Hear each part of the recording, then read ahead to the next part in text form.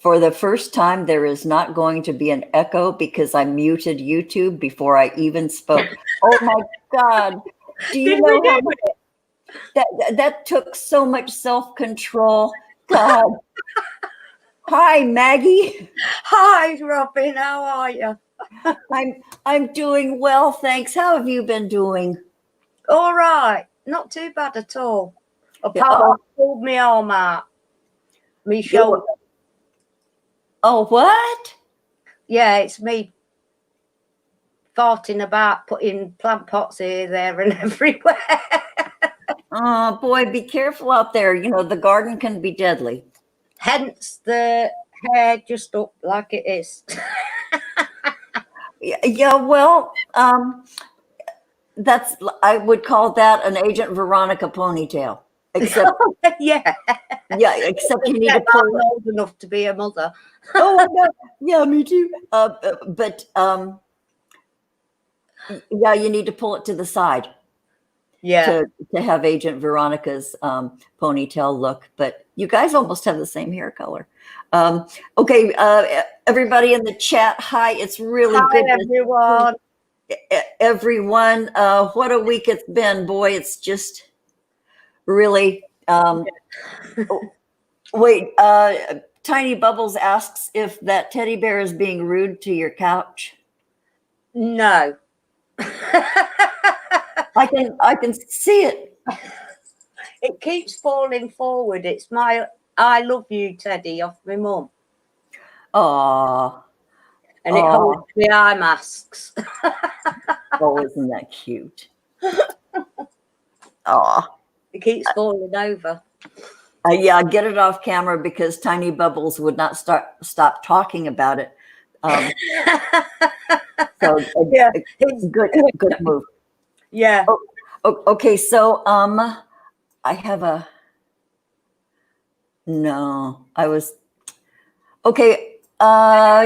Our special guest hasn't clicked on the link I sent, so maybe we'll have just a fashionably late guest, and that's cool. Yep. Yeah. So Maggie, what do you want to talk about while we kill time? You know what? I've gone blank as a dodo. What I will say, though, we're coming out of lockdown apparently on the 4th of July. Thank you. Yeah, so with restrictions, right? You can't just go out there like life was the way it used to be.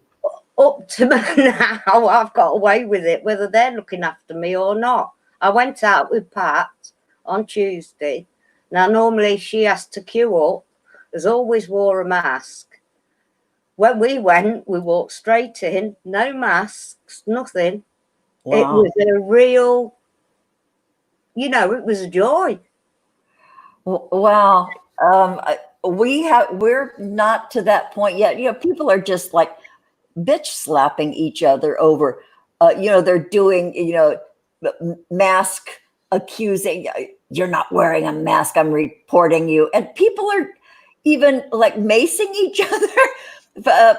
Yeah, there is idiots out there, but I just won't wear one. I asked Trisha, I said, can I have one of your empty asthma things? Because if anybody asks me to wear one, I'm going to say, are you going to be liable if I have an asthma attack then? Yeah. Boy, people, isn't really here. Oh, who's in there? Okay. Real quick, you guys, since our guest hasn't clicked yet, K-Ride Express, John Aside, Veronica May, Effluent for you. Hi, Brad. Who else is here? Did I say Reamsey? Trisha, honey, hi. Bee Gees, hi.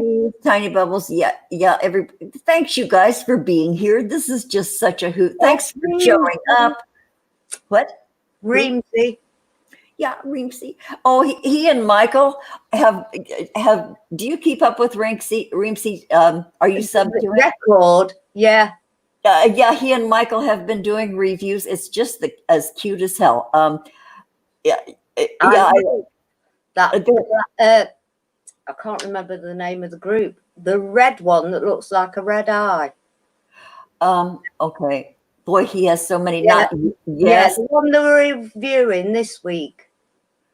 I can't. But it was stunning. You know, Michael's paled in comparison to the one Reemsy showed. You know, sorry to say that, Michael. He's probably not watching. He doesn't hang out with the likes of us. Reemsy. Bastille. Oh, yeah. Sorry. Oh, it's Reemsy. Avon sells masks. Really? Avon? I'll be danged. Boy, I haven't done Avon for so many years. Reemsy has an Avon lady, you know?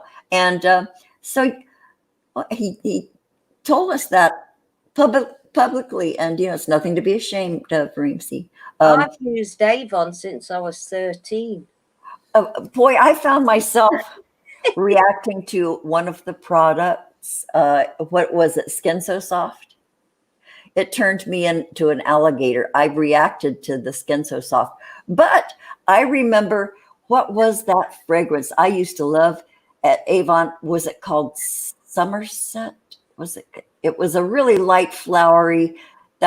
It started because they keep renaming them over the years. Yeah, and this was way, way, way, way, way, way back when I still used like scented products and stuff. But there was one Avon fragrance, and it was pink, and you could get a matching soap, and it was pink. And then my friends' husbands all used the Avon men's cologne in the figure.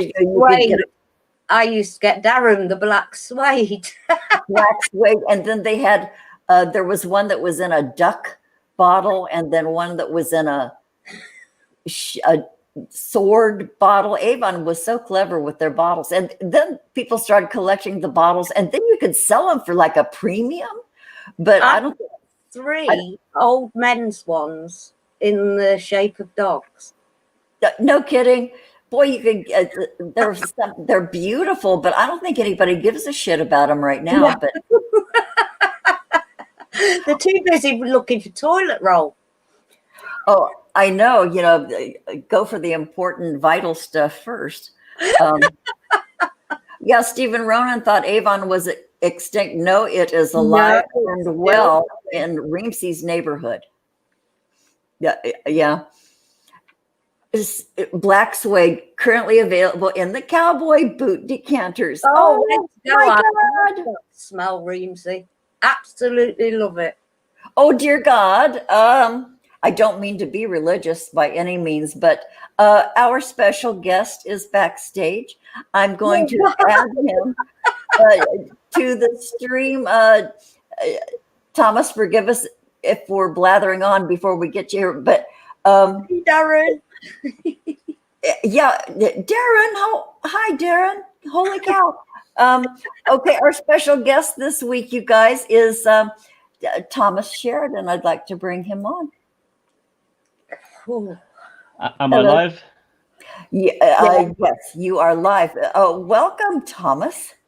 I'm glad to be here. I was hoping to hear some delicious gossip while I was on there at first, but you disappointed me. Well, we'll aim to do better next time, Thomas. I'm just kidding, Thomas. I've got to do this. I've got to do it. Okay, here's Maggie. Hey, Maggie. I'm an achiever. Hashtag the Grannies.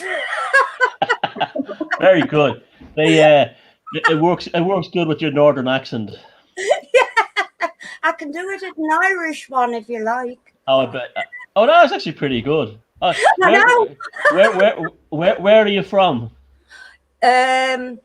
Now, me and my husband have had an argument about this for donkey's years. My mum's from Dublin. My dad was from where you are. In fact, my great uncle Richard is the only one that flew back to Ireland to be buried back in Sligo. Oh, but where are you from? Where did you get that accent? I'm in UK. No, but where? Lancashire, Yorkshire? I can't tell. Oh, Derbyshire. Derbyshire. Okay, I insulted you 3 times. Okay. No, you're I'll get you back. Oh, that's too funny.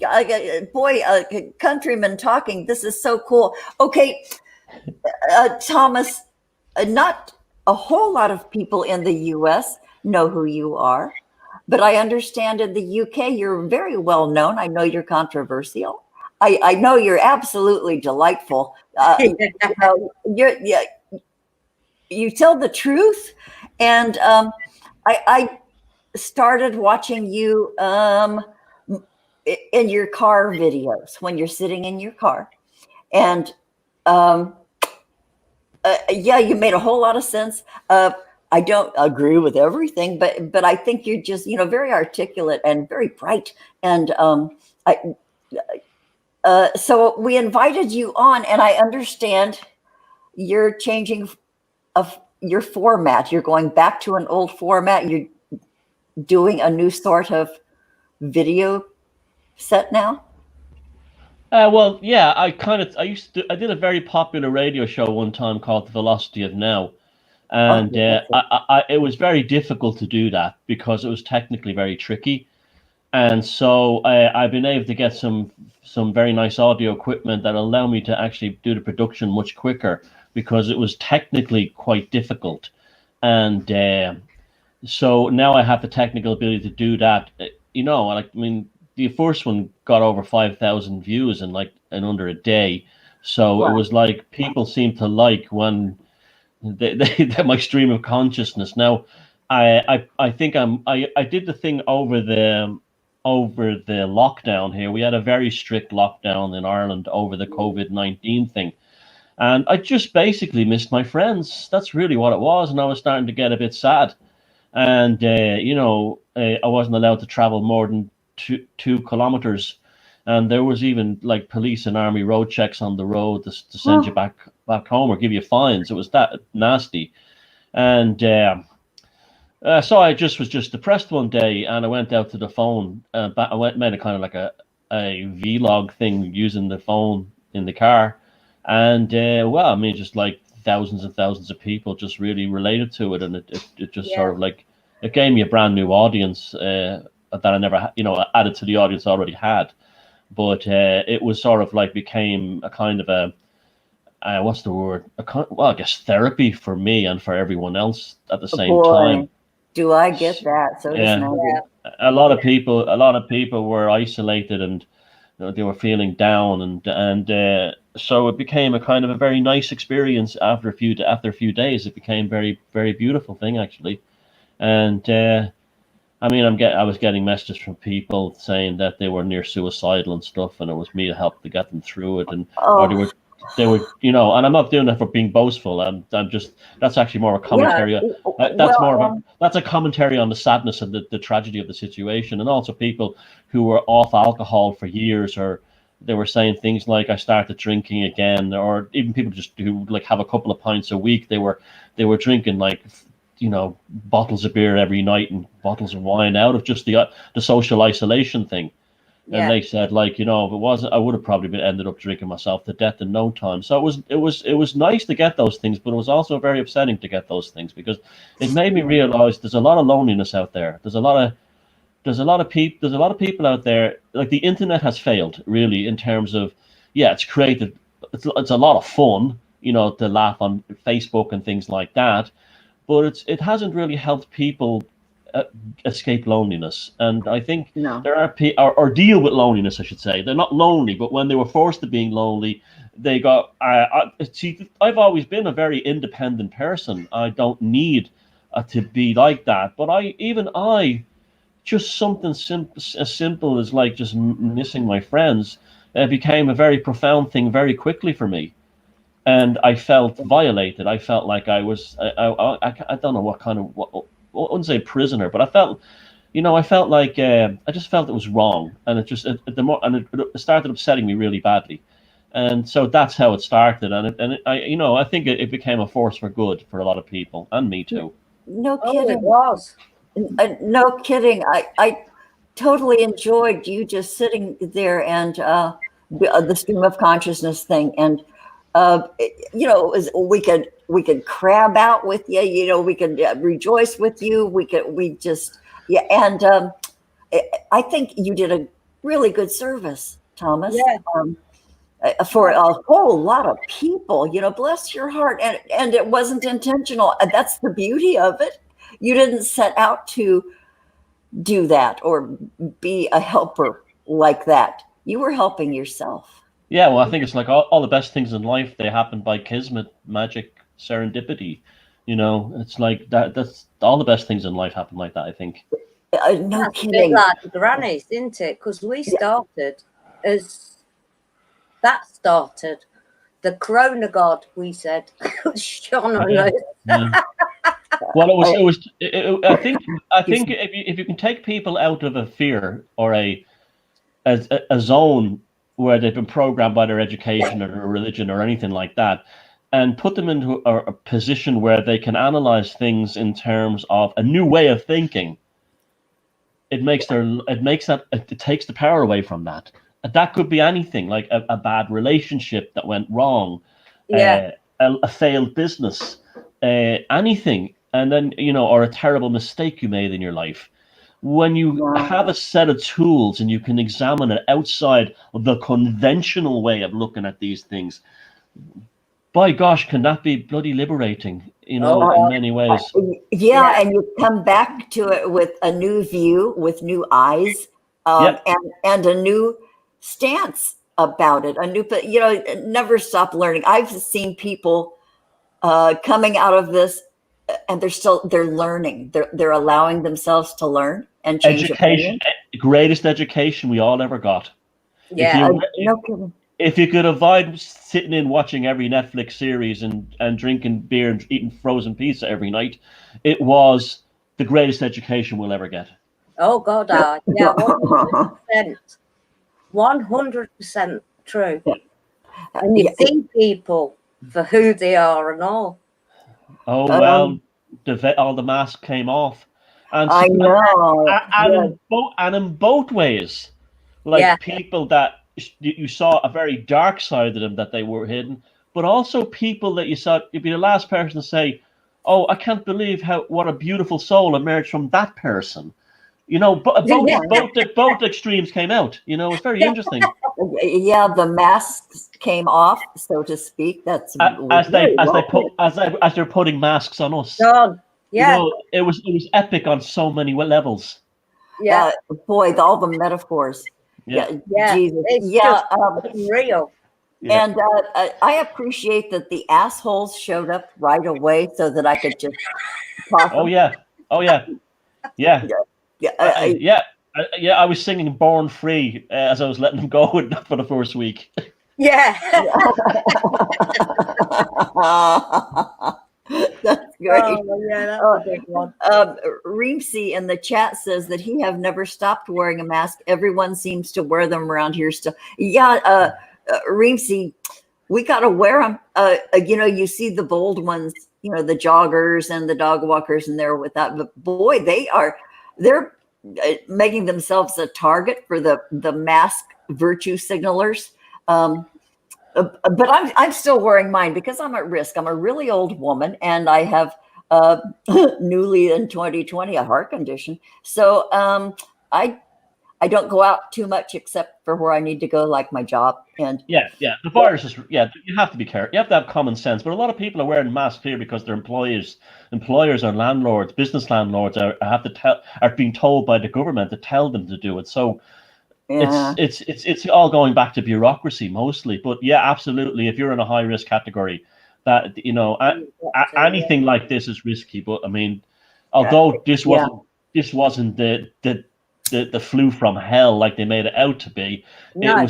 Even in the early days, I became aware that this was a bit more nastier than the regular versions of coronavirus. Yeah. So as with anything, common sense. Common sense. But that's the thing; they didn't allow us common sense. They treated us all like a bunch of children. Yeah, but they shut us down after the fact. Yeah. Because everybody I knew that was ill from November, December, January.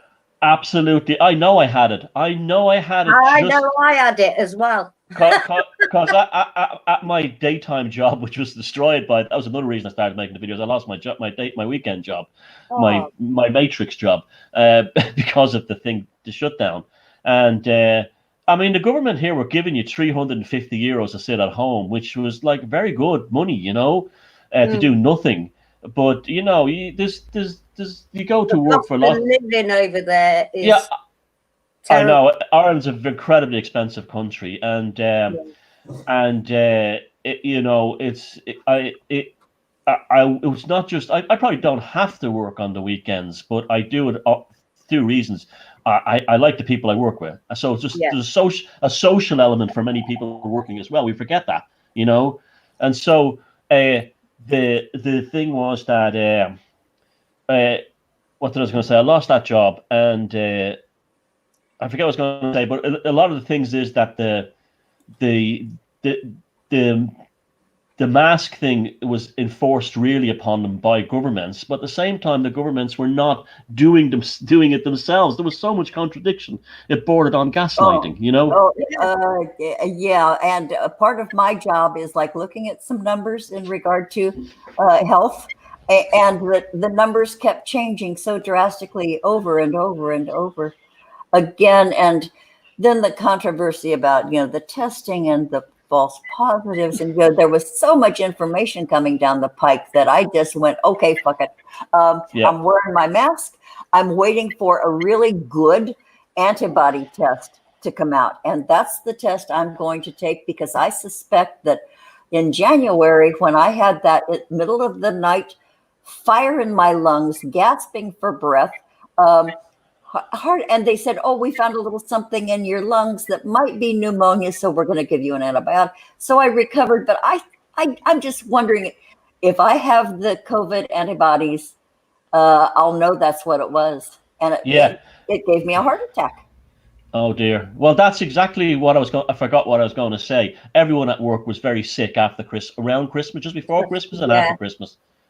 Oh.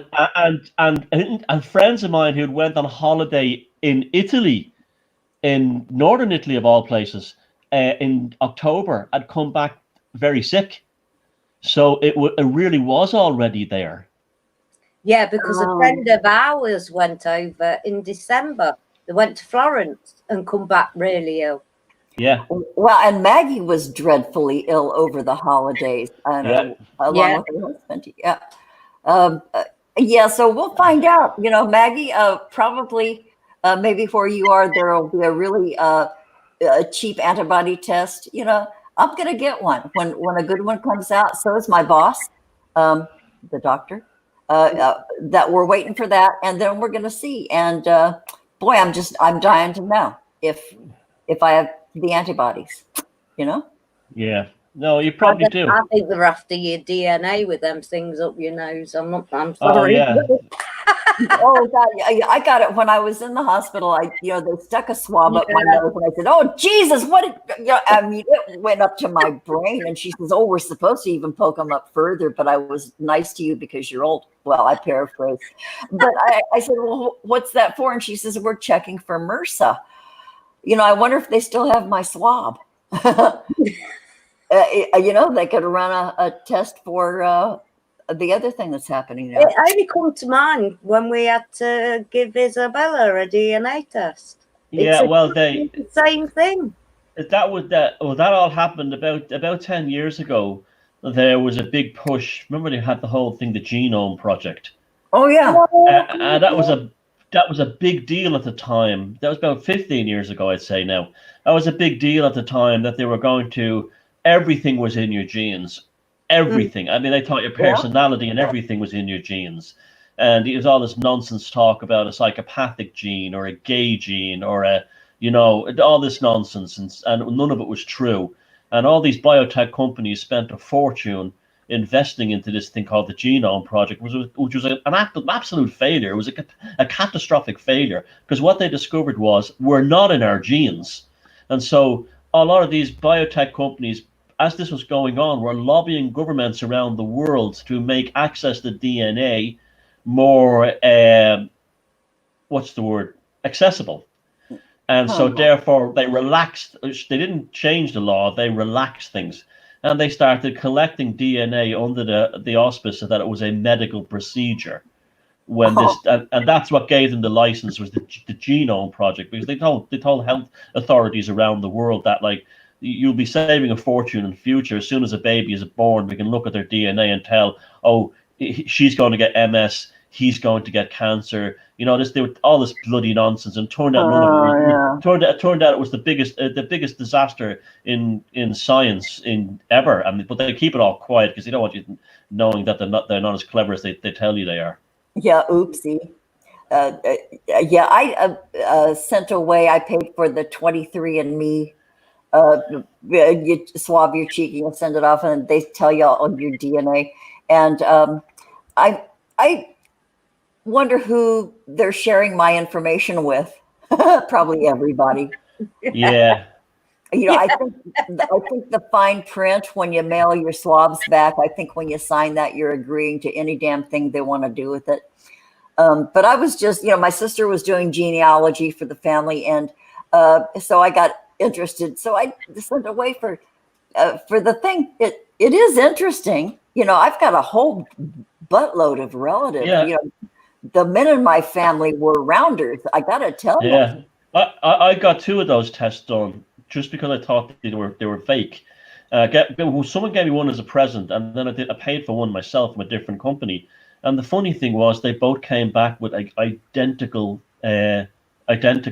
percentages, and so they look, from where I can tell, they are real. They do work. Yeah. Yeah, it's fascinating. Mine came out 98.9 point something. UK, Irish, all that with a little Middle Eastern, African. I don't know. There's like 1 something percent that I go back to someplace else. Ooh. Yeah. But it's fascinating. It's it is. Yeah, it is. And of course, they always want you to take a survey. I do none of the surveys. You know, they want your health survey. They recently, 23andMe said, "Do you want to take the COVID-19 survey?" No. So I don't participate in it. You know, they know enough about me. Geez, they've got my DNA. They don't need to know any other goddamn thing. That's right.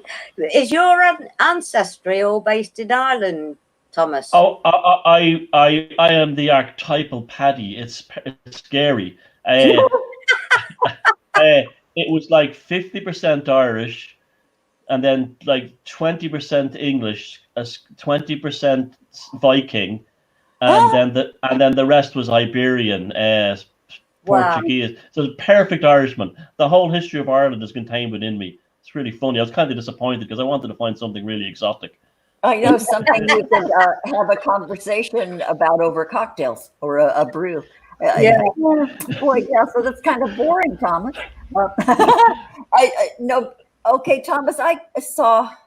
Oh, it was one of your Facebook posts, because you guys, I hooked up with Thomas on Facebook because, you know, I think we used to call you guys firebrands. You know, you're outspoken. You say your truth, and anyway, on Facebook, you had. Well, hold on a second. Wait. You may call me that. I'm typically Irish. That's the thing. Like, this is how we are. I can tell. It's like when people would say these things about me. I'd say, "What?" And I'd be like thinking to myself, "I'm exactly what I am. I'm like, this is how we all are here." Yeah. Okay. So the whole. So it's a cultural thing. Yeah. Okay. Well, I didn't want to paint things with a broad brush. You know, No, you're all right with me with that way. But go ahead. Okay. Well, you Irish. You sound like a school. You Irish. You sound like you should. Were you a Catholic nun in a previous life? You Irish. Yeah. I went to.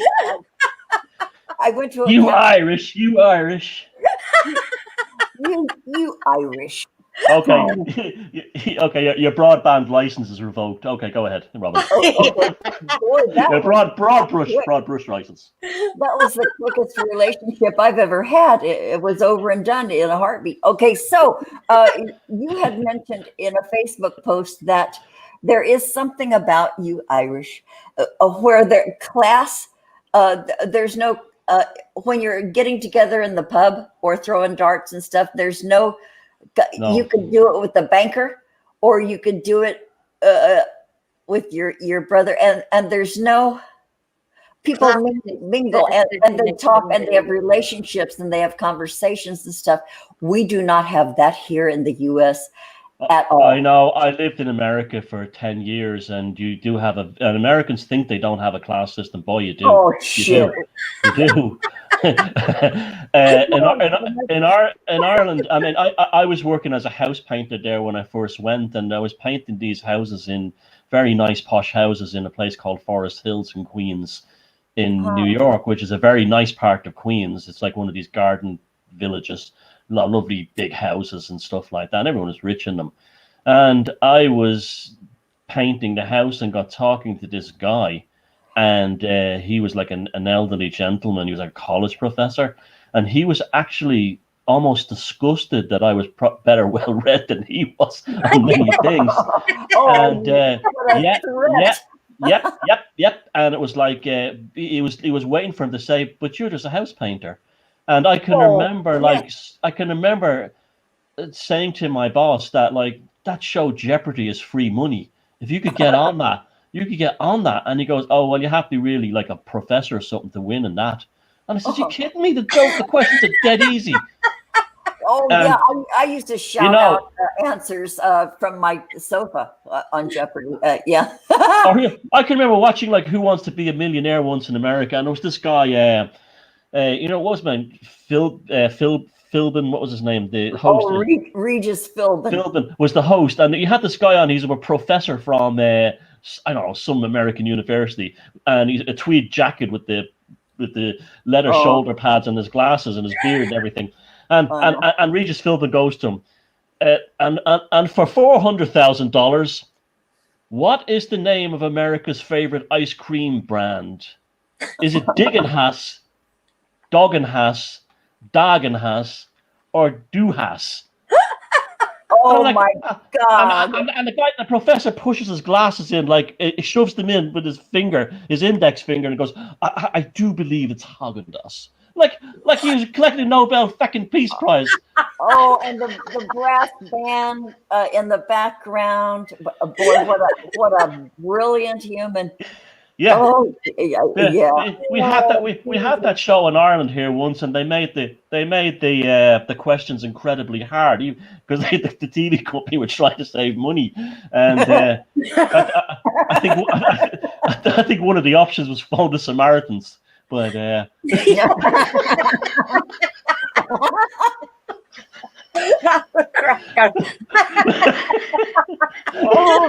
But I was like, yeah, there's no class system here. There's not. Like my friends are everything from bin men to millionaire celebrities. I think that's just lovely. You judge a man by the words that come out of his mouth, and we overtly made it that way because when we broke away from the British, no offense, Maggie, one of the things we removed immediately was the class system, because the English class system is horrible. It's evil. Yeah. And I used to notice that my cousins who used to come back from England. It's not so bad now. It has improved an awful lot compared to like even the 70s or 80s. It's improved an awful lot. But I can remember I grew up in a really tough part of Dublin, and I can remember my cousins coming over from Birmingham who lived in a really bad part of Birmingham, Sparkbrook. And, I'd be saying, like, what do you want to do when you grow up? And I was saying, I want to be in a band and I want to make I want to make millions. And he goes, oh, you don't make money. Only snobs make money. It was like they were programmed to know their place, even as kids. Boy. If you're working class, you die working class, and you don't get that. You don't make, where poor people in Ireland in like tough neighborhoods dream of being millionaires. And getting money, and they want the money. They want to take the money off the rich. and it's like that's I feel a lot of that is a very good thing because it creates a good work ethic. But I used to find that, like, my cousins and stuff would be voting Labour. Like, I can remember and I'd be like saying things, the economy is bad in Ireland too. I'm going to feck off to America and see if I can make some money there. Oh, no, we vote Labour. We get Labour in government, we'll be okay. That kind of thing. And that was all because of the class system. And it was at least it was to stop upward mobility. And the same in America. America, for all that's going on about land of the free, upward mobility is very difficult in America. The tax system and everything is even designed to sort of keep you from clawing your way up to the top. It's not as they don't want people to have too much money here, especially the elderly. I've been collecting while working. I've been collecting Social Security because, damn, I paid into it since I was 15 years old. That was my first job at 15. That's when I got my Social Security number, started paying taxes. So, dang, I earned it. However, because I'm working, my taxes have increased by another third because I'm collecting Social Security. They don't want you to be too comfortable. They don't want you to have a lot. It keeps us down, and man, I'll tell you, people here in this country, there's a derisive thing. Okay, boomer. It's because we're this old, but dang, you guys, we came up the hard way. I know. That was definitely invented by the globalists, that okay boomer thing. No kidding. Damn, you guys, I scratched and clawed my way through. Since I was 15, I've been working, but dang, and there's nothing we can do about it, even though we are this huge group. The baby boomers were the largest group of old people in the history of the U.S., and they're taking a big shit on us. And also America is a very wonderful country and it is the land of opportunity. I can definitely say that. But the thing is, you work your ass off. You work your ass off. Like Americans work much, much harder than Europeans, much harder, and they don't have any social safety nets like we do, what we have over here, and that kind of thing. And I know for a fact, like say boomers who came up in America from working class or lower middle class, those people were there because they worked. They didn't have their homes handed to them. They worked their asses off non-stop. And then for them to now be called parasites or destroyers is unbelievable. But that was created. That was like another kind of class system, the age gap system. It's right that young people should always find fault with the previous generation. That's a good thing. That's a good thing. But this is a different. But it's like when I grew up in Ireland, the Catholic Church had an awful lot of control. A generation of people came along and said, "Screw this! These bastards are going down," and they have no power now. But that's very different than saying I don't have this because the older generation kept it from me. You know what I'm saying? And that's what the okay boomer thing is about. No, you don't have shit because you have been let down by a system that's made you that way. Your gender studies degree is not going to get you a job. That's not okay boomer's fault. No. Thank you for that, Thomas. Yeah. Thank you. That was just plain talking. You know what? Everybody has choices. If nothing else, we do have the power of choice. Take everything else away, we can have the power of choice to choices within the confines of what they're designating for you. But you know what? You guys, you're making the choices. They all are. Think Everybody ahead.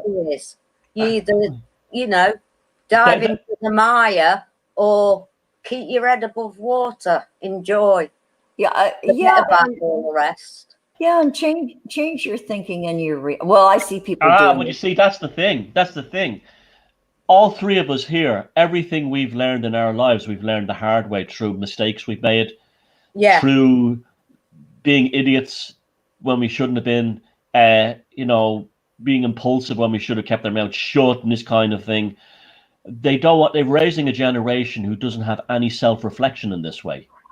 There's no path to personal wisdom, and that's the biggest problem at all.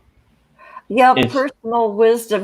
I think horrible, tragic things have to happen to someone these days before they stop and think and just be quiet and learn from stuff. The smelliest shit grows the best roses. That's oh, God, a big steaming pile of and it look at the flowers that grow up through the sidewalk cracks. It's true analogy. So boy, thanks, Thomas. I was brought up probably like you, Thomas. My dad grew all our food. Yeah. He come from, I grew up in an inner city tower block. Agriculture was a bit difficult. Oh, sorry. Damn. Rising because of where you are now. Yeah, he planted a row of turnips along the balcony. No, I know what you mean. Yeah. He grew all our food. We grew up on organic food. Yeah. Because he wanted the money that he worked for to go to the pub. Yeah. Aww, and there's nothing wrong with that. No, he did that for years. Yeah, I think it was only a couple of years before he died. Yeah. Cirrhosis of the liver, mind. Sure. Yeah. You look at World War II, all the people who grew and kept chickens in the yard and everything. Yeah. I read a thing once that in 1900, the city of Paris was a net exporter of food. That every rooftop in Paris and farmers used to rent roof space in the city, and they rent like 50 roofs, and they would grow whatever, or keep chickens or whatever on pigs on top of it, and then the city itself was a net exporter of food. Whoa! How glorious! Yeah. That's why they have that. That's why they have all those flat roof buildings from like the Victorian era. They were designed as farms. Yeah. Oh, that makes my heart pound. Oh, boy, and we're slowly walking back to that. I know people who are growing food now. You cannot get a packet of seeds in any of the garden centers around here now. Everybody's doing it. Yeah, I'll bet. Sign of the times. I'm lucky enough to live within walking distance of a farmers cooperative, and they have everything there, and the vegetable seed section is constantly selling out, and that's not farmers buying them, that's regular people. Yeah. Whoa. People are learning hydroponics. They're learning even indoor things. You can buy the grow lights. You can grow a tomato plant, inside an apartment, and people are really getting into that. I love the internet. Thank goodness for the internet. People can find out anything. They can research. They can hook up. They can. This is kind of YouTube is the best thing that the internet ever produced, because it's a free school. Yeah, it is. Yeah, and the right places. That is. Yeah. Well, you gotta filter a lot of shit and kiss some frogs before you find some real stuff. It only takes a few minutes. Yeah. But, I'm so grateful for YouTube, and I've hooked up with some really important friends I've never met face to face. I love YouTube, and you can learn anything.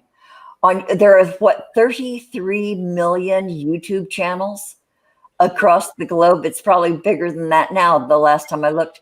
But yay, thank goodness for this. At least they give us that, Thomas. Like China, they restrict their internet. You can't do searches in China unless you have one of those illegal phone hookup things. I have an internet acquaintance who's an expat in China, and we are so lucky in regard to this. You know, you guys. The Chinese Communist government are pure evil. Yeah. Oh, look what they're doing in Hong Kong now. You know, they're pure evil. I know. It's just pure criminal, evil. You can't put a proper word on it because there isn't one that. If you want to ever show people how wrong and evil communism is, 2 words: Hong Kong, China. Yeah. One of the most dynamic places in the world, and one of the worst. And you know, right there, there's your answer right there. Yeah, and there are other not so nice places too, but they don't get the headlines and the news reports. But the people there are used to it. That's all they know. Indoctrinated, though, aren't they? The oppression, you know, they live stacked on top of each other. And can you imagine being confined in a 10 by 8 foot apartment with 3 kids? You know, a building 20 stories high, just stacked up like that. I can't imagine. Oh, you know, in that regard, you guys, we are so fucking lucky. The immigration deported the village near where I live. They deported a Chinese family back to China, and they were the nicest, hardworking people. Oh, that's heartbreaking. And you know, they deported them just like so coldly, and everyone loved them, and they were just really nice family. And get back to China, they overstayed their visa, and the immigration people were down on them like almost instantaneously. Oh, geez, that's psychopathic. I hate that. Where you know, I'm not where. Yep. You know, it was sickening. It really was. Oh God! And boy, our values are so twisted here in regard to our enforcement of shit and stuff. Yeah, you know, we let people set buildings on fire here in Los Angeles, where I live, and then they deport a hardworking. You know, you know what? I am so glad to be old because I don't want to know what's coming for everybody. You know, it's starting here in 2020. You know, I'm going to be gone before the real awful stuff is coming. Yeah, it's awful enough right now, but damn, they won't let us have anything nice. That's what it comes down to. Yeah, they won't let us keep it. That's true. Yeah, taxes, and if you die, you know, your estate is taxed. And well, you look at Southern California, right? That should be paradise. Mm. I was reading a book. A book years ago by Brian Wilson of the Beach Boys. Oh yeah. And the way he described California after World War II, it was heaven. It was a magical place. You know, you had a beautiful climate, beautiful looking city, beaches, the ocean, the opportunities in everything from oil business to, you know, it was a glorious time to grow up there as a young person. And then when you see what it's like now, you know, it's just, you know, they take something beautiful and, you know, that was a really nice place, and they don't want us having anything nice. It comes down to that. It comes down to that. And, you know, Thomas and Maggie, my family, the bulk of my family was from the Midwest. We were from Ohio. And my parents, back in 1948, they used to see things on this little tiny television about the Pasadena Rose Parade. Yeah. And beautiful, beautiful. It was balmy. There were palm trees, blue sky. You could see the mountains in the distance, Mount Baldy, I think, with snow on it. It was paradise. So my parents moved all of us here to California back in 1948. And it was paradise. It was. It really was. And we stayed at this hotel. Everybody was so excited. We rented, and then my parents, you know, bought a little house. Okay, to be really honest, my father's family paid my mom and dad to come to California because he was an embarrassment to the family. So they financed the plane tickets and gave him a down payment for a house just to get rid of my dad because he that's very Presbyterian, isn't it? You're a disgrace to the family. Here's some money. Go away. Yeah, well, in my case, I think the family was what were they then? Methodist, Baptist. There you go. Yeah. Yeah, and my aunt bought her son a church so that he could be a pastor in it. You know, it was that kind of a family. You know, they were big fish in a very small pond in a small town in Ohio, and they paid off my dad to bring his family out here. But it was glorious. It was beautiful. You know, I was the beach bunny in my teens. You know, I got a tan. You were a California girl. Yeah, we did the surfer stomp, the Beach Boys. Oh my God, I had such a crush on Fabian back then. But then it over the years, and I'm really old now, and over the years, it's just gotten really awful. Yeah, I hear stories about what's happened in Venice Beach now. It's full of like homeless people. Oh dear God, the homeless people. Syringes and needles all over the yeah, and not yes. Yeah, and feces and terrible. Yeah, and it's growing every day. It's growing under every underpass we have around my neighborhood. There are homeless encampments, and the city has started putting up porta potties just to kind of get ahead of. What are they? Portable toilets? Yeah. Portable toilets like construction sites use. And so they've been placed by the homeless encampments, often more than one. It's just, I don't know where this is going. You know, I don't know where it's going, you know, and all we can do as just individuals is, you know, find your happiness, laugh, hang out, come on YouTube and talk to people, have Zoom meetings, you know, cook some good food, grow something. Damn, you know, what else can we do? You know, just strap in and hold on and do your best. Yeah, live a good life, whatever whatever you can manage that in. Yeah, whatever it is to you, I'm not saying insulate yourself. You know, always be aware of what's going on out there. But find your own spot and find joy in it. I know that sounds like a lot of bullshit, but no, it's not. It's not. I mean, look how Thomas has been with that glove hand with the swan on. Oh yeah. Oh, they are magnificent. God bless that lady. Yeah, I thought it was a lady in Canada sent that to me. And it became a skit. It became a skit. Yeah, that was great. That was funny as hell. I was crying with you laughing because you were like my dad. He'd laugh at his own jokes before he'd even said a few. But I do that. Oh, there's joy in that. You know, you witness somebody else's mirth, and it's with you every minute. It's contagious. Thomas, I think you do a good service. You know, I checked you out. I see you have a lot of followers, and you know, when you do have a chat, I think you've had chat, but you know, your comments are active, and you know, stumbling into something this lovely is cool. Well, that's good. I'm glad I helped people. That's good. I'm glad.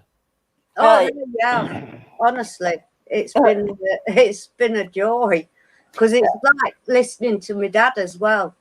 Oh, and you know what, Thomas, I got to tell you, and I told my kids this. I have adult children, middle-aged children, and I told them that I was having this sort of controversial guest on my show, and I said, "Oh, dang, you guys, he looks like your grandmother," and that's not a slam either.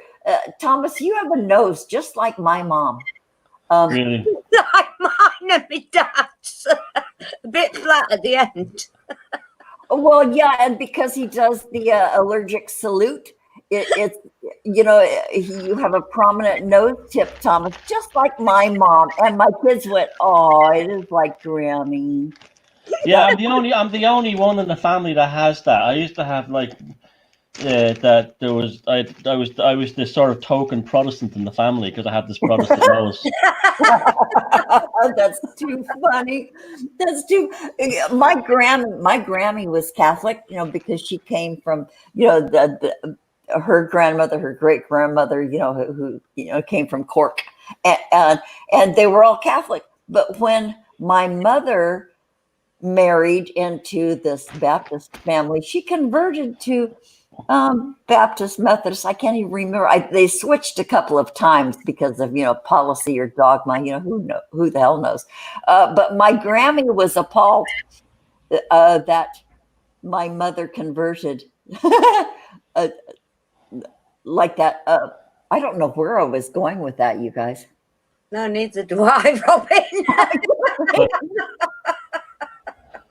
I don't even know what we were talking about. Oh, I know. okay. I know. So you guys, before we came on the show, I got up early. You know, Maggie, yesterday I told you I got grocery delivery and I was going to do some fried chicken. But I pooped out by the end of the day. So I made the buttermilk slurry thing. You have buttermilk and you put a little herbs and spice. So you put your chicken in the buttermilk and then you can refrigerate it like up to 8 hours. And I thought, oh, I'm on board with that. I'm going to put that shit in my refrigerator, soaking in the buttermilk, and I'll do it in the morning. And then I realized, oh my God, it's going to be in the buttermilk longer than 8 hours. I've got to do that crap before I even go on with Maggie to have Thomas on. So this morning before I came on, I fried chicken. It was a triple dip buttermilk fried chicken recipe. And I did that before we came on, you guys. You know, you never seem to amaze. Maggie, we have to go over there for dinner sometime. I know, but Jesus. no ball bacon and cabbage. I know. Oh yeah, come on over, you guys. Because tomorrow, what I don't eat today of the triple dip buttermilk fried chicken, I'm going to make fried chicken salad tomorrow, and I'm going to make potato salad. And I make mind-blowing potato salad, you guys. I got to tell you. So yeah, come on over. I'll set an extra couple of plates at the table. Sounds great. There we go, Thomas. There you go. Okay. So we've been on for just about an hour, you guys. Thomas, dear, would you like to make any final statements? Do you want to promote yourself? Do you want to give yourself a billboard here at the show? Okay, the stage is yours. Make a final statement. You sound like I got to pull the handle on the fucking electric chair. Oh, well, no, actually, it's the heart monitor and the IV and the stuff. So, yeah. It begins with you Irish and finishes with make a final statement. Your last will be having the crack. Yeah, I'll come back on again. This is a lot of fun. Oh, you know how you convinced me is when you said what time are you on at, and you said tea time. That was enough for me. Well, that's what Maggie calls it, because I haven't had breakfast yet here in California. So Maggie says it's tea time for her. So I was hoping you would relate to that, and you did. Thanks. Oh darn, Thomas, we would really love having you on we'd again. love to have you back. Yeah, especially after you get rolling. With your three-letter show. Velocity of Now. And someone, Stephen Rowan wants to know, are you doing the live stream tonight, Thomas? No, not tonight. I tell you why. The weather's atrocious and I don't want to go out, and it'll only I want to stay indoors today. The weather's terrible. It's vile here too. No, sorry, Stephen. Not today. Yeah. And Thomas, you had said, you know, from your car, and you could hear the rain outside when you were talking. You said, man, in Ireland, we just get mist.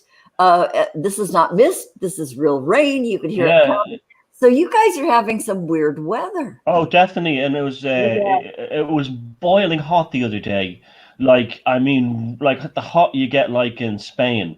Yeah. And then there was these unbelievable thunderstorms, and now it's freezing cold and heavy raining. It's just very Yeah. strange. It's the weirdest weather I've ever known. Yeah. Well, I have a theory that that the weather is much more connected to human consciousness than is recognized. Like the old metaphor, they show a cartoon of someone having a bad day and there's a grey cloud and rain on top of them. Yeah. Well, that's more than a metaphor.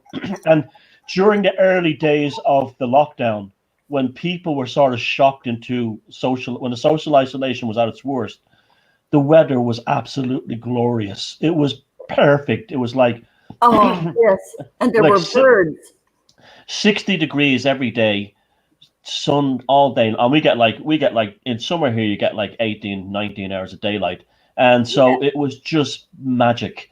And it was because human, I think, excuse me, I think because human consciousness was suddenly shocked into a place it had never been before, and it went quiet. And I really do believe the weather, to a certain degree, is affected by a person, by the collective unconscious of the population. That's interesting, because I have always believed the opposite, Thomas. I believe that barometric pressure has an effect on how we feel and think, and what our chemicals are doing in our bodies, and the function of our organs. So, okay, so we'll agree to disagree, but well, no, it can be both. It can be both. Yeah. Yeah, it can be both. There's no reason why. Like, this is one of the reasons that like people should become pagans, is because pagans are much more open-minded to things. They see, because of the complexity, they've walked away. I mean, I'm not attacking people's religion, but they've walked away from monotheism and the element of one God, one law, one rule, and they see life in a much more holistic way, and the complexity of life is much more readily embraced. Yes, there's of course we know that solar radiation pushes on the magnetosphere, which pushes on the atmosphere and affects the weather. Yes, that does happen, but that doesn't happen all the time. So there's other points where it could be caused by something else, climatic things, but also I believe the psychological thing as well. And so this is something we have to get away from as a species. My way is right. Your way is. I'm not saying you're saying this, Robin. I'm just saying generalizations. My way is right. Your way is wrong, and there's no middle ground. Well, everything is the middle ground. Everything, and if you look at all the everything should be. Yeah, it's the middle ground, and everything is grey areas. If you've lived your life to the age of 50 and you haven't figured out that your existence was nothing but a mishmash of grey areas, and all the black and white stuff was probably all nothing but trouble, you haven't lived. You have not lived, and that's a problem we have today. Is that everyone has their little box, and they defend it. And it's my side is my side, and that's what I believe. And that's the end of it. And not being willing to give up the need to be right. Exactly. I mean, I grew up with a generation that sought to destroy, and we did successfully, the Catholic Church in Ireland. That was my that was my generation. But now, at the same time, I also know that there was things like folk Catholicism is actually quite beautiful. You know, the going to ritual holy wells and all the old folk Catholic customs. They're there's something very beautiful and magical about them. And then you realize, okay, the problem was the Vatican, and the administration of religion. But you realize in the end, well, this is why it wasn't only fear that kept people Catholics. It was or social pressures. It was also beautiful holidays and rituals and things like that as well. Oh, I know, and such pilgrimage. Yes. Yeah. So the money in the plate. Yeah. Yeah, but Maggie, but all the religions do that. All the religions do that. All of them. All of them. I went to a friend's father, a man I worked with. He was Jewish, and he went to the synagogue in Dublin, and the play came around as well. It was like the same thing. It goes on. All religions do it. All religions do it. Yeah. I, I cannot Yeah. believe that the Irish allowed a synagogue. I'm sorry. Why not? I don't know. I just didn't see it happening in Ireland. There's always been Jews living in Ireland. I know, but I didn't know. I've got it wrong. oh, Maggie. Tell me, husband. A mosque. That's it. Oh, that's not Jewish. No. See, I think I had too much sherry in a trifle this afternoon. I'm only messing. I have no problem with that. I don't have any problem with anyone's religion or anything like that. Don't fecking impose it on me. That's all. I'm not fecking That's all. That's all. The way I was brought up, first generation born in England, it was like, I don't know. I'm making myself sound racist, and I'm not. Well, what's happened? Okay. I will answer your question for you. Okay. Yeah, go on, because I'm making an awful job of it. The traditional English working class communities have been destroyed by Islam. Yeah. Simple as that. Yeah. And it's not, and in collusion with politicians, and communities have been wiped out and ethnically cleansed soon for religion. No other reason, for religion. And it has nothing to do with where those people come from, their culture. I don't care if they're from Pakistan or from North Africa or Ravens. Religion is an extremely dangerous thing, and I'm totally against it. I'm totally against it, and I saw what a cancer Catholicism was into my people, and how Christianity was. Christianity was the greatest catastrophe that ever landed on Ireland, and I mean, many wars were fought here over it, and. I'm not singling out. I'm not singling out Islam. I'm singling out monotheism. Particularly, any of the Abrahamic religions are not good for European peoples. They're not for us, and the only way they can maintain their Middle Eastern religions, whether it be Christianity or Islam, is by driving the Europeans out, because we're not compatible, or force converting them, as in the case with Christianity. And so that's my thing. Now, it's not, and I wouldn't care, I wouldn't care if it was any other reason, but I do care because it's religion. I do. And I'm totally on board with you. Yeah. And especially any group or organization or persuasion, if they do harm, I'm not on board with that. And Thomas, just recently, here in where I live, when Christianity came to the Wild West here in California, the Catholic priests, the route is called El Camino Real up California, and there are missions, I think every 7 miles. And the missions were built on the backs of the Native Americans, and they were beaten. They were forbidden to speak their own language. Yep. They were forbidden to observe their own culture, and they were enslaved. And they built these missions, and they're celebrated. And the twisted thing here is, I remember my children and my granddaughter that I raised, and I helped with her schooling.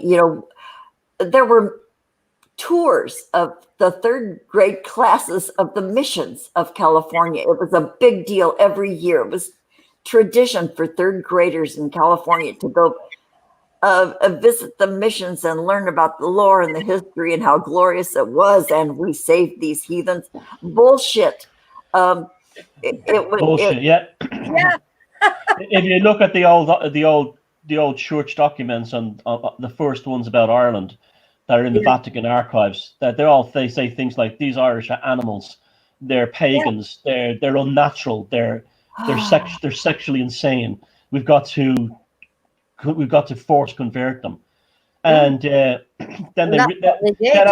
And then after they killed all the pagans here, they rewrote the history to say that the Irish loved St. Patrick, who didn't exist so much that they willingly converted, and it's pure evil. That book that I'm always talking about, Catherine Nixie's The Darkening Age, the first mainstream book that really showed how Christianity came into power, and it is they made ISIS look like Quakers. That's how bad it was. Yeah. Oh, boy. Oh man. Oh man. Yeah. Yeah, it's mind blowing. Yep. It is. It is. But they've done it to every person on this planet. Yeah. Like I got into an argument with someone recently. I said, like, okay, Islam is now the fastest growing religion in Ireland. I says we finally got rid of the Catholic Church. we finally achieved the goal, and now we have another one coming in. Yeah. Yeah, well, it's a wait and see kind of a thing, huh? Yeah, what happens is governments love these groups because they're brainwashed by their religion. And if you're brainwashed by a religion, you're easy to brainwash by a government. It's as simple as that. Oh, it's like conditioning. That's why the Irish governments all love the Catholic Church, because look how obedient everyone is. They're all doing as they're told. And you go to somewhere, like I was in Dubai last year, and you see the class. You want to talk about class system there. The luxury afforded to Europeans and Arabs is incredible, and this is in Sharia law now. When you go into the toilets there, there's practically there's a Filipino person there practically does everything except wipe your ass. It's like you're treated like a god if you're European or an Arab. Whoa. God help you know if you're Indian or if you're a Hindu or if you're a Filipino. Yeah. And you see how it really is a class system then, because it's like that's Sharia law there, and you have they have the call to prayer and everything all constantly, and it's all very nice, but it's all very beautiful and well maintained and spotless clean. But my God, it was like the British Empire in the last century. Literally, the workers in the airports and stuff are servants. Yeah. They're like coolies. They're like coolies in the old British Empire, And it was just like you're embarrassed. You go, especially for an Irish person, to go into a toilet somewhere, and there's a Filipino person there who's like waits on you like a servant in a public toilet, And it's only because you're European. It's only because you're European, and so you see there's loads of hypocrisies in all these religions. Yeah. Yeah. Jeez. Maggie, we didn't intend for the show to go like this, but I'm so glad it did. Boy, I got to dump shit I've been carrying around for years. Oh, Thomas, thank you for being here. So tell me, what does triple dip fried buttermilk mean? You let it dry and then you dip it again? Is there flour involved? Of course. Okay, you have the buttermilk. Right. And you have it in, they say Ziploc, but I'd like to do it in a big bowl. Buttermilk and a couple of tablespoons of Dijon mustard. Yeah. In the buttermilk. Okay, whisk it. Okay, you soak the chicken in that. I soaked it overnight. It was probably too long, and then you pull it out. Okay, you got your chicken in the buttermilk. You have seasoned flour. You put paprika, cayenne pepper, sage, a little oregano in the flour, and a little baking powder. So the buttermilk is like a marinade. Yeah, it marinates. Okay. Yeah. That's my dinner tomorrow. I'm going to try that. Thank you for that.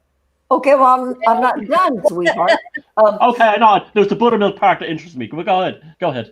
You can get it straight from the farm, though, can't you? Okay, you take it out of the buttermilk, and then you dredge it in the flour. Okay, then you take it out of the flour and put it back in the buttermilk. Okay. And then you put it back in the flour one final time, and I gotta say, lots of garlic powder, lots of cracked pepper, and Right. salt. And then you have the oil already hot, so you take it out of that final dredge, and then you put it in the hot oil, and then it makes the crust extra crispy, crunchy. It's wonderful. And then the next day, when you hack it up, it makes this delightful fried chicken salad, and I put a little sour cream in with the mayonnaise, with celery and teeny chopped green onions. And it's, definitely gonna try that. That sounds great. Yeah. so you get two days worth of meals out of the fried chicken. This is the first time. It's inexpensive too. Yeah.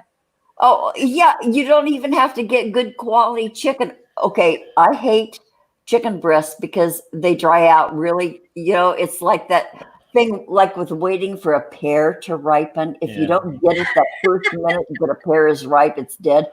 Okay, so with frying chicken breasts, if I don't hit the sweet spot, that shit's dry. So I always do chicken thighs and some chicken drumsticks, because there's no way you can overcook dark meat in a chicken, and I love that property about dark meat. There's no way you can overcook it; it'll still be moist. So, I've gotten lazy over the years, but yeah, you get 2 days worth of meals out of that. Great stuff. Definitely gonna try that. So it's a marinade. Clever. Yeah. There's something in the But buttermilk. it's also I like the second coating, the second and third coating thing. That's clever. Oh, Jesus.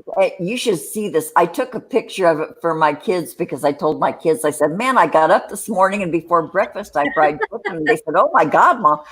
So I took a picture of it, and the crust is just brilliant. It's crunchy, crispy, and then after you chew it and swallow it, you can taste the spices afterward in your mouth.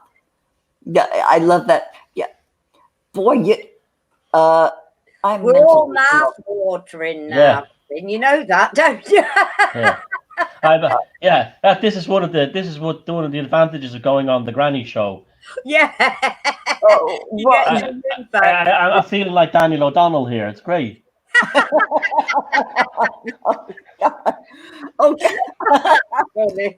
Okay, so I guess you've already had your final thoughts, Thomas? I'm going on to Maggie if you're done here, sweetheart. We've been on for more than an hour. Oh my God, we always try to. I just want to thank Thomas so much for joining the Grannies. It's been an absolute pleasure. It really has. Yeah, I'm looking forward. Yeah, I'll definitely be back. This was great fun. Oh, brilliant. Bless your heart, Thomas. Next time we'll probably have a conversation rather than analyzing each other, but that'll be we've broken the ice now. Yeah. No, and we're still in the honeymoon stage here, so so we'll probably still do psychology on each other the next time because that's how we are. But yeah. Boy, we would love to have you on again, Thomas. Yeah, we would. After you get rolling with your new position. Velocity of now, yeah. When you have this YouTube up, let me know and I'll share it around. I'll get you a few thousand subscribers. What thousands? What's that? Holy fuck, Thomas! This means Maggie and I might get T-shirts eventually. Yeah. Oh, well, I'll sure as shit give you the link. Oh, bless your heart. Maggie, whoever thought? Well, this is what you know something serious now. This is what I've always wanted alternative media to be like. You know what I'm saying? It's like my cat Philo is going mad here. He hears two granny voices and he sees opportunity. Wait. What's your cat's name? Philo. Hello. Philo. Yeah. He hears granny voices. He's an opportunity. He senses opportunity for something. Yeah. Yeah. Hello. I'll give you fresh fried chicken. I'll cool it off first. Hello. Oh, he's kneading now. He liked that. Yeah. Oh, okay. We don't want to get too weird, Thomas. No. Yeah. Listen, definitely, and it's been great being on this. And how long have we been doing the show? Since Since the January. coronavirus started. And how isn't it funny how, like we said, like it's been the catalyst for so many good things. You did. But you know what, Thomas? Maggie and I have been friends online for what, almost 2 years, Maggie? It's 2.5 years, believe it or not, Robin. 2.5 years. Yeah, we met up and we were guests on this other show that isn't happening anymore. And Maggie and I connected right away. She's like my little sister. And so when the show ended, we were devastated, and we said, maybe we could try this. Just because I missed her and she missed me, because Yeah. time. And so in January, it took me months to figure out how to do StreamYard. That's a whole long story. But we came on in January, and people started listening in. And it's as simple as that. It's just two friends from on opposite sides of the globe. Yeah, I can see us doing very well. There's a big demand. There's a big need for something like this. And we're the Grannies too, and we don't get political, and we're all about, let's have a laugh. And because doesn't everybody need a fucking laugh these days? And that's, it's an hour a week. We both have lives, and we have our struggles, but this is like our party time, our oasis in the desert. And so that's all it's about, Thomas. And we're really blown away that people don't mind checking in with us and watching. Yeah. Well, it goes to show that basically we're all looking for the same things now. There's just the world has become very toxic, and the macro world has become very toxic, and they don't want us discovering that basically we're still all human. That they hate that. They hate that. I know, and we're the human spirit cannot be crushed. We can hold on to that unto death, and they can't take that away. The human spirit, fuck you guys. We're carrying on. The world for us is still out there. We're making our way. Yay us. Yeah, I mean, it's like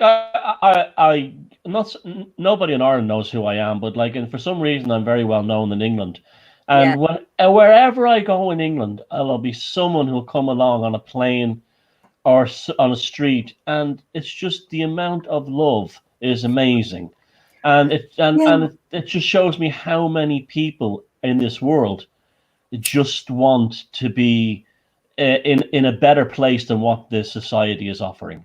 Yes, and what they're telling us how it should be. I've had gangs of black kids in London coming up and going, "Hey, Thomas," and getting selfies with them and stuff like this. And then, but that was all brought.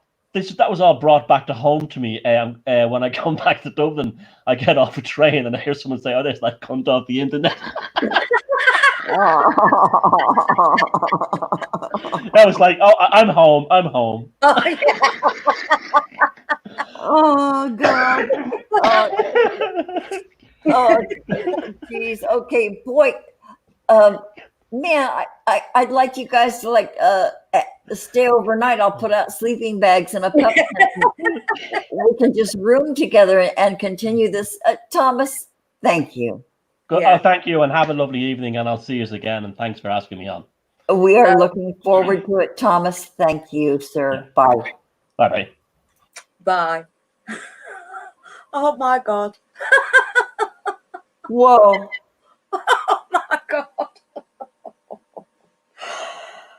I'm looking for something to fan myself with. Wasn't that just the most spectacular visit? Holy crap. Oh, that was great. Okay, I have to, you know what? I'm gonna go make some potato salad and I need to pee. You need to pee. Boy, we should probably end the broadcast because I'm. Oh, that was great! What a lovely, and lovely. Thank you, everyone in chat. Thank you. You guys. so Okay, much. you guys. I'm scrolling up. You guys. Thank you so much for being here, Planet Lupa. Who did Planet Lupa? Mario Heat, LOP, Ms. Tree, all the rest of you guys. Tiny Bubbles, Brad, Stephen Rowan, Veronica May.